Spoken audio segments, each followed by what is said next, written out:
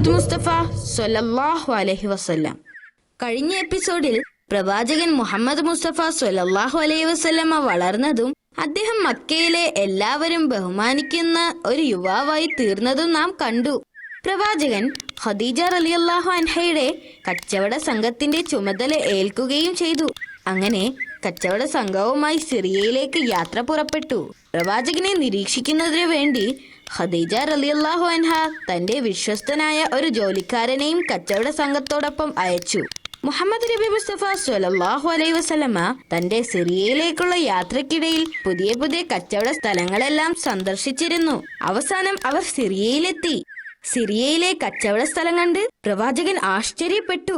അത് മക്കയേക്കാൾ എത്രയോ വലുതായിരുന്നു. പ്രവാചകനും അദ്ദേഹത്തിന്റെ സഹായികളും ചേർന്ന് കച്ചവട സാധനങ്ങൾ വിൽക്കുന്നതിനു വേണ്ടി അവിടെ നിരത്തി വെച്ചു.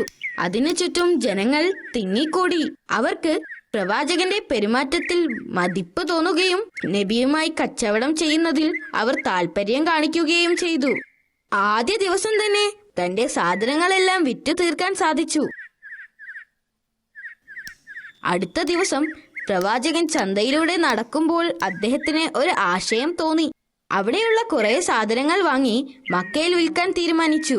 അങ്ങനെ അവർ സിറിയയിൽ നിന്നും തിരിച്ച് യാത്ര പുറപ്പെടുമ്പോൾ ഒട്ടകപ്പുറത്ത് നിറയെ പുതിയ കച്ചവട സാധനങ്ങൾ ഉണ്ടായിരുന്നു.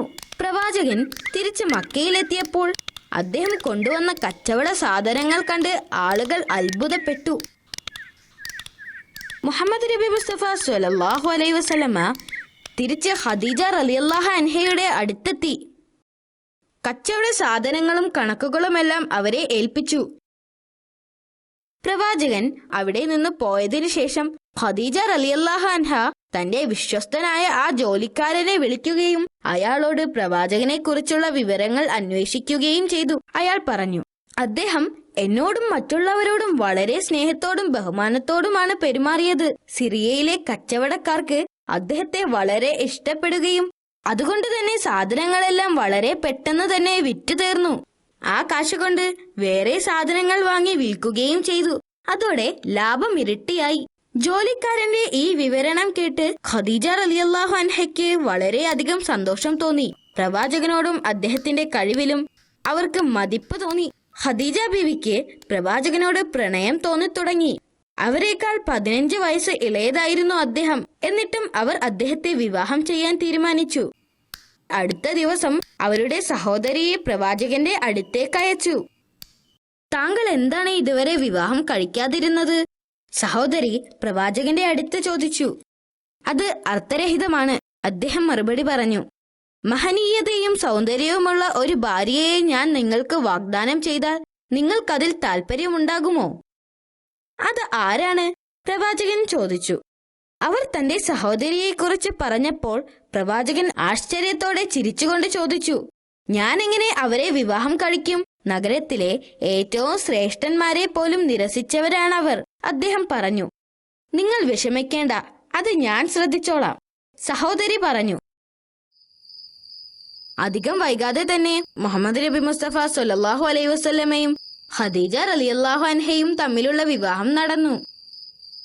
ഈ വിവാഹത്തിലൂടെ അദ്ദേഹത്തിന് സ്നേഹനിർഭരമായ ഒരു സ്ത്രീയെയാണ് ഭാര്യയായി ലഭിച്ചത്. അത് അദ്ദേഹത്തിന് ആശ്വാസവും സാന്ത്വനവുമായി. അതിനുശേഷം കുറെ കാലം അദ്ദേഹം സമ്പന്നനായി ജീവിച്ചു. വിവാഹത്തിനു ശേഷം ഖദീജ റളിയല്ലാഹു അൻഹ 6 കുട്ടികളെ പ്രസവിച്ചു. 2 ആൺകുട്ടികളും 4 പെൺകുട്ടികളും.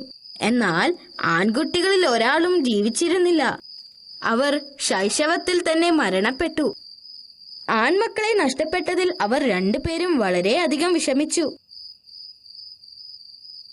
സൈനബ, റുക്കിയ, ഉമ്മു കുൽസു, ഏറ്റവും ഇളയത് ഫാത്തിമ എന്നിവരായിരുന്നു അദ്ദേഹത്തിന്റെ പെൺമക്കൾ. അവരെല്ലാവരും വളരെയധികം സന്തോഷത്തോടെ ജീവിച്ചു.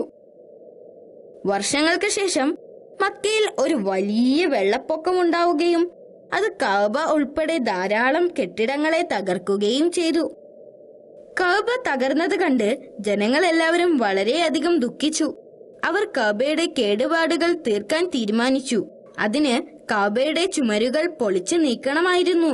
എന്നാൽ കഅബയുടെ ചുമരുകൾ വളരെ ഉറപ്പുള്ളതായിരുന്നു. ദിവസങ്ങൾ കുറെ കഴിഞ്ഞു. കഅബയുടെ ഭിത്തികൾ പൊളിക്കാൻ ആരും മുന്നോട്ട് വന്നില്ല.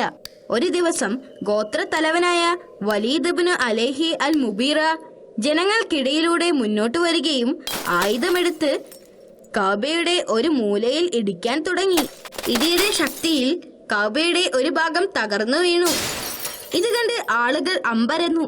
ജനങ്ങൾ അദ്ദേഹത്തിന് എന്തെങ്കിലും പറ്റിയിട്ടുണ്ടാവുമെന്ന് കരുതി അവർ അൽ മുബീറയെ കാത്തിരുന്നു. കുറച്ചു കഴിഞ്ഞപ്പോൾ ഒരു പരുക്കും ഏൽക്കാതെ അതിനിടയിൽ നിന്നും അദ്ദേഹം പുറത്തേക്ക് വന്നു. ഇത് കണ്ട് ഗോത്ര തലവന്മാർ കഅബ പുനർനിർമ്മിക്കാൻ തീരുമാനിച്ചു. അതിനുവേണ്ടി ഗോത്ര തലവന്മാർ ഒരുമിച്ച് നിന്ന് ജോലി ചെയ്യാൻ തീരുമാനിച്ചു. അവർ ഓരോരുത്തരായി കല്ലുകൾ ചുമന്നുകൊണ്ടുവന്നു. വലിയ പച്ചക്കല്ലുകൾ വിരിച്ചതായിരുന്നു കഅബയുടെ തറ. അവർ കഅബയുടെ പുനർനിർമ്മാണം തുടങ്ങി. നിർമ്മാണം നടക്കുന്ന സമയത്ത് സ്വർഗത്തിൽ നിന്ന് കൊണ്ടുവന്ന ഹജറുൽ അസ്വദ് എന്ന കല്ല് സ്ഥാപിക്കേണ്ട സമയമായപ്പോൾ ഗോത്രവർഗക്കാർ തമ്മിൽ വഴക്കായി. ഓരോ ഗോത്രക്കാരും ആ കല്ല് ഉയർത്താനുള്ള ബഹുമതി ആവശ്യപ്പെട്ടു. അതിനുവേണ്ടി അവർ തമ്മിൽ വഴക്കായി. ആർക്കും ഒരു നല്ല തീരുമാനത്തിലെത്താൻ പറ്റിയില്ല. അവസാനം അവർ പ്രവാചകൻ മുഹമ്മദ് മുസ്തഫ സ്വല്ലല്ലാഹു അലൈഹി വസല്ലമയുടെ അടുത്ത് ചെന്ന് ഇതിനൊരു പരിഹാരം കാണാൻ ആവശ്യപ്പെട്ടു. അദ്ദേഹം കുറച്ചു നേരം ഒന്നും മിണ്ടാതെ നിന്നതിനു ശേഷം പ്രവാചകൻ പറഞ്ഞു, ആ കല്ല് ഒരു വലിയ തുണിയിൽ വെക്കുക. അതിനുശേഷം ആ തുണിയുടെ ഓരോ ഭാഗവും ഓരോ ഗോത്രത്തലവന്മാർ പിടിച്ചുയർത്താൻ ആവശ്യപ്പെട്ടു. പ്രവാചകൻ എന്നിട്ടവരെ കഅബയിലേക്ക് നയിച്ചു. അവരെല്ലാവരും കൂടെ ചേർന്ന് അത് യഥാസ്ഥാനത്ത് വെച്ചു. ഒരാളെയും ഒഴിവാക്കാതെ എല്ലാവരും അതിൽ ഭാഗമായി. ഈ തീരുമാനം അവർക്ക് സമ്മതമാവുകയും അവർ സന്തോഷിക്കുകയും ചെയ്തു. മുഹമ്മദ് നബി മുസ്തഫ സ്വല്ലല്ലാഹു അലൈഹി വസല്ലമ എപ്പോഴും ദരിദ്രരെയും പാവപ്പെട്ടവരെയും സഹായിക്കുമായിരുന്നു. അബൂ ത്വാലിബ് മോശം അവസ്ഥയിലായിരുന്നപ്പോൾ തന്റെ സമ്പത്ത് ഉപയോഗിച്ച് പ്രവാചകൻ കടബാധ്യതകൾ തീർത്തിരുന്നു. മാത്രമല്ല അദ്ദേഹത്തിന്റെ മകനായ അലിയുടെ വിദ്യാഭ്യാസത്തിൽ മുൻകൈയെടുക്കുകയും അവനെ ഉയർത്തിക്കൊണ്ടുവരികയും ചെയ്തു. ഒരു വർഷത്തിനു ശേഷം അദ്ദേഹത്തിന്റെ മറ്റൊരു മകനായ അഖീലിനെ ദത്തെടുക്കുകയും ചെയ്തു. പ്രവാചകൻ തന്റെ ജനത്തിന്റെ അവസ്ഥയെക്കുറിച്ചോർത്ത് വളരെയധികം സങ്കടപ്പെട്ടു. അവിടെ ഉണ്ടായിരുന്ന ഒരു വിഭാഗം ആളുകൾ സൂര്യനെയും ചന്ദ്രനെയും തീനെയും എല്ലാം ആരാധിച്ചിരുന്നു. മറ്റു ചിലരാകട്ടെ വിഗ്രഹങ്ങളെയും ആരാധിച്ചിരുന്നു. ഈ ദൈവങ്ങളുടെ പേരും മഹത്വവും പറഞ്ഞ് ആളുകൾ തമ്മിൽ എപ്പോഴും യുദ്ധവും ആക്രമണവുമായിരുന്നു. ഇപ്പോൾ പ്രവാചകന് 40 വയസ്സ് തികഞ്ഞു. പലപ്പോഴും പ്രവാചകൻ ഒറ്റയ്ക്കിരിക്കുകയും തന്റെ ജീവിതത്തിന്റെ ഉദ്ദേശത്തെക്കുറിച്ച് ചിന്തിക്കുകയും ചെയ്യുമായിരുന്നു. താൻ ജീവിച്ചിരിക്കാനുള്ള കാരണം എന്താണെന്നും അദ്ദേഹത്തിന്റെ ജീവിതത്തിന്റെ ഉദ്ദേശം എന്താണെന്നുമുള്ള ചിന്തകൾ അദ്ദേഹത്തിന്റെ ജീവിതത്തെ നിരന്തരം ആശയക്കുഴപ്പത്തിലാക്കി. അദ്ദേഹം രാവും പകലും അതിനെക്കുറിച്ച് ചിന്തിച്ചുകൊണ്ടേയിരുന്നു. ഈ ചിന്തകൾ അദ്ദേഹത്തിന്റെ മനസ്സിന്റെ ഭാരം കൂട്ടുകയും അദ്ദേഹത്തെ ധർമ്മസങ്കടത്തിലാക്കുകയും ചെയ്തു. മുഹമ്മദ് നബി മുസ്തഫ സ്വല്ലല്ലാഹു അലൈഹി വസല്ലമ കുറച്ചു നാളായി അദ്ദേഹം ഹിറാ പർവ്വതത്തിന്റെ ഗുഹയിൽ ഒറ്റയ്ക്കിരിക്കുകയാണ്.